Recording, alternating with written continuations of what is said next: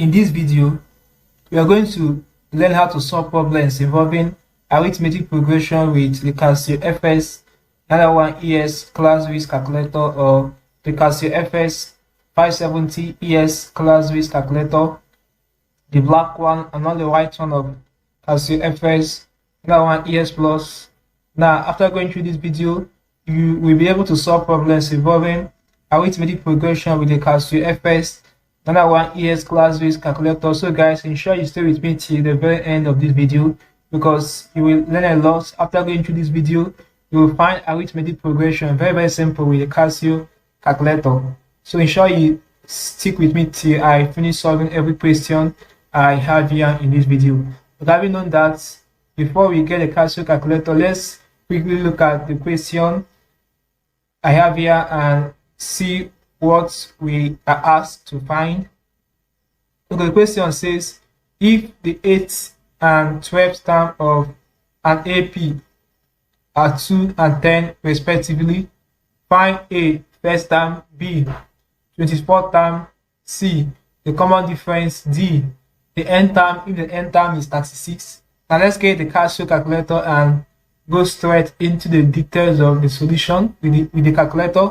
Okay guys, this is a classwiz calculator, Casio Fx-991 ES classwiz. Okay, the first thing you have to do is to play a calculator. Very important guys. Now the essence of playing a calculator is to put your calculator in default mode. Very important. If you have watched some of my videos before, you know that I often say this. So guys, so clear for those of you that don't know how to do it, you simply press shift then button 9, follow the instruction. You want to clear or initialize all, you press 3, then import means yes, initialize all, press AC key, but I always used to press record again. You see the same thing, press record. So it has cleared now. Since you have cleared it, let's go ahead and put the calculator in a mode that will enable us to solve this problem, which is statistics mode. That's the mode of this calculator that will help us to solve arithmetic progression. So you look for statistics. If you want to get the mode of the calculator, when you press menu, let me show you what I did. Just press this menu and you see these things will come out. Look for statistics, and statistics is option 6. Press 6. Okay, so this is statistics mode guys. Very simple. Now once you get here, this place is very critical. And once you miss it here, you have missed everything.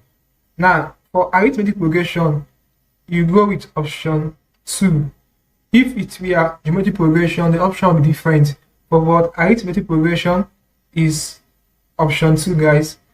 Very simple, very instructional. So you go for option 2. This is arithmetic progression. Okay, so having done that, it will bring you to this place. Once you get here, you begin to input the respective values. Now, how many terms do we have in this question?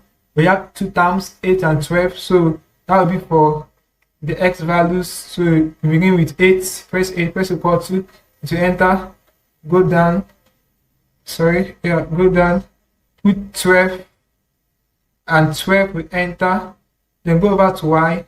For the y values will be the values of the respective terms in this question. The 8th term here is what, 2. The 12th term here is what, I think that's 10. Let's confirm. Yeah, it's 10. So we go ahead and put them respectively. 8 is 2 and our 12 is what, 10. Very simple guys. So once you are done, you can wipe them. Note that as you are inputting the values, the calculator was storing them automatically. So now that we are done entering the values, we can wipe them out. No need to panic because the values are already stored in this calculator. It will not go out until you clear. That's the only time it will go out. So having known that, let's press AC. So we have cleared it. Now once you press AC, it will show you this. Very important guys. Now we are asked to find what first. That's a first term. So to find a first term, in fact, this is how you find any term generally. Okay, press the term that's first 1. Once you do it, you press this option.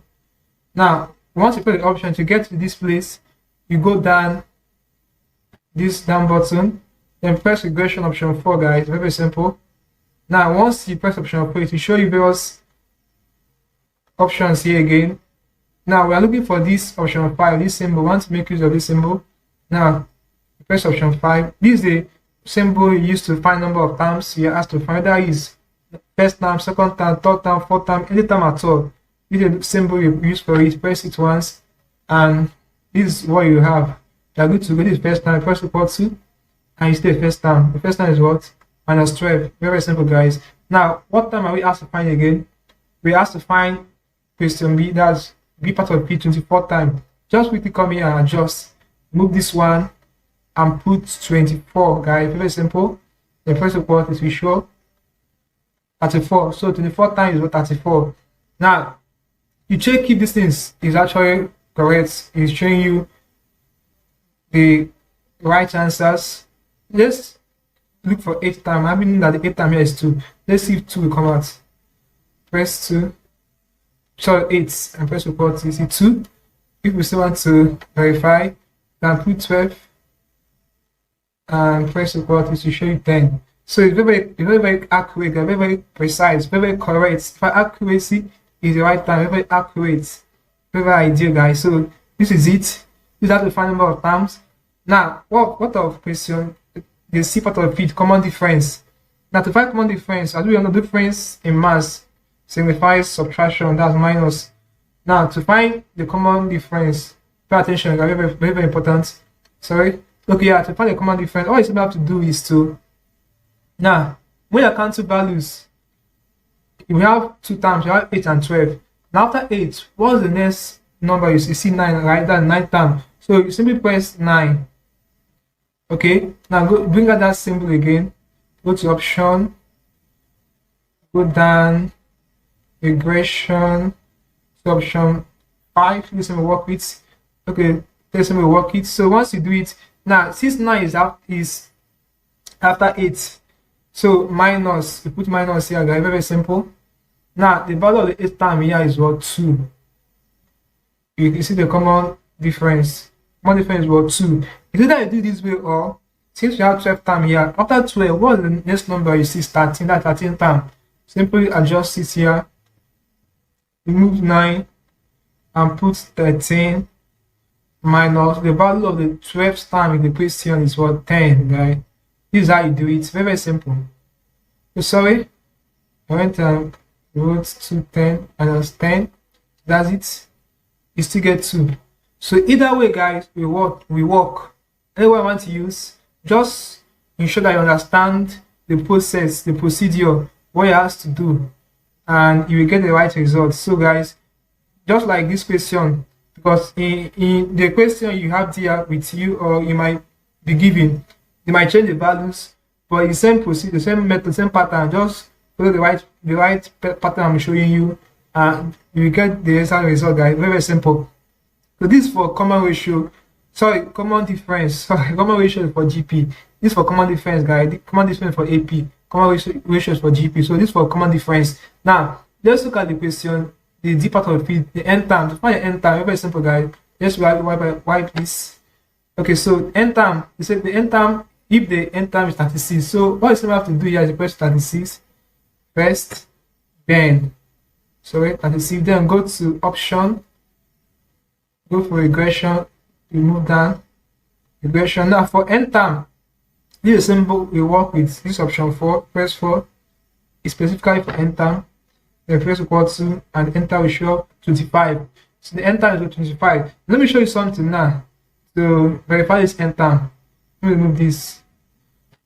Since the n term is 25, then just look for the 25 term. With that, you get back 36. Very simple, guys. This is very interesting. I used to play with it. So press 25, go to option, then go down, regression 4, then option 5 is around, and you get back this one 36. So it's very correct, guys. So there's something interesting for this video. If you are new to the channel, ensure you hit the subscribe button for more videos like this. Also like, share and comment on this video. Tell me how you feel from what I've learned from this class. If you seem to have any specific questions to ask, feel free to leave your question in the comment section below, and I'll be sure to give you a response. Thanks for watching. I will see you in my subsequent video.